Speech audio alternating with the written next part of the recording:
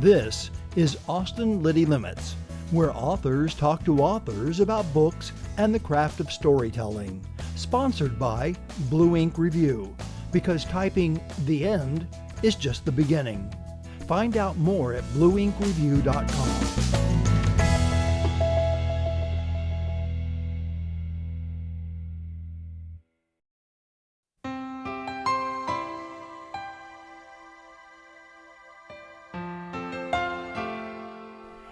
The Disappeared is award-winning author Andrew Porter's latest collection of short stories.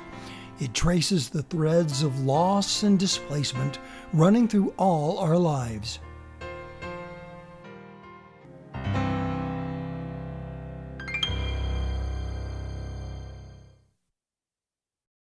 Hi, I'm Andrew Porter, and I'm going to be reading my story Pozole from my short story collection, The Disappeared.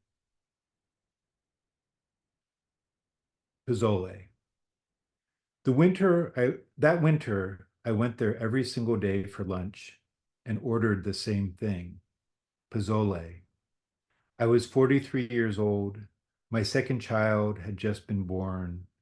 I had very little else in my life that I considered my own. These little lunches were my secret. The restaurant itself was nothing fancy, just a hole in the wall on the south side of San Antonio.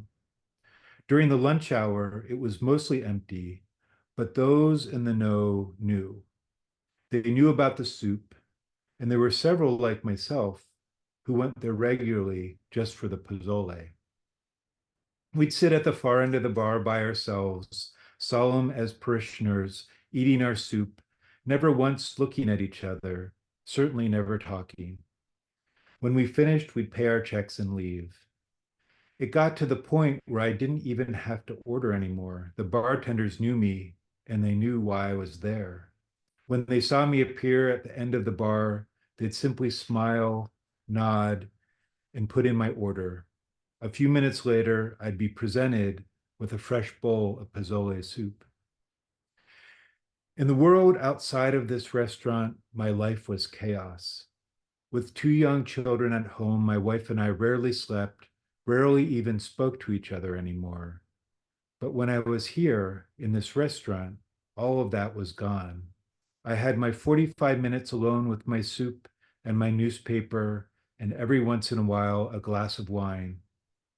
The restaurant itself was dark, but in a calming way, and the music they played was usually light and acoustic Mexican music, older songs from the 30s and 40s.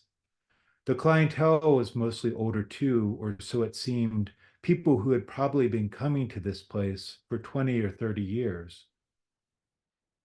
I remember one older woman who always sat by herself at the far end of the bar and talked with one of the older bartenders. I had figured that they must be friends or maybe even involved romantically, and that's why they came here each day. That's why she came here each day.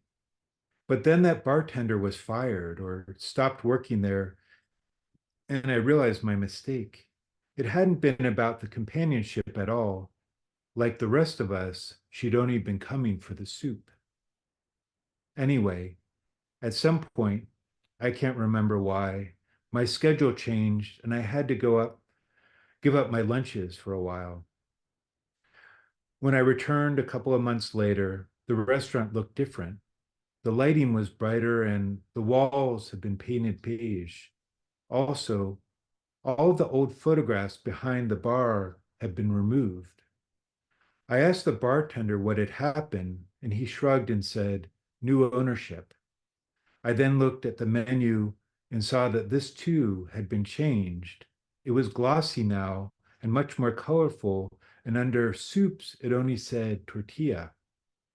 "No more pozole," I said, and I'm pretty sure my voice cracked. He simply stared at me plaintively. It was the owner's wife's recipe, he said. It wasn't negotiable.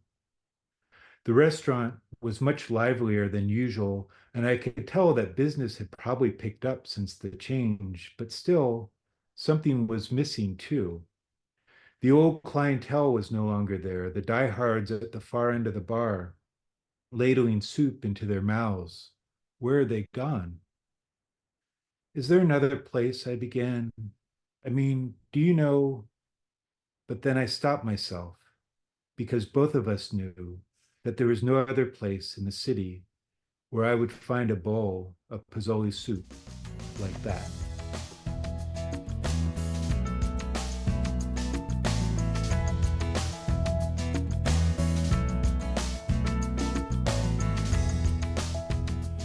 This has been a presentation of Austin Liti Limits, made possible with help from our good friends at Blue Ink Review, where typing "the end" is just the beginning.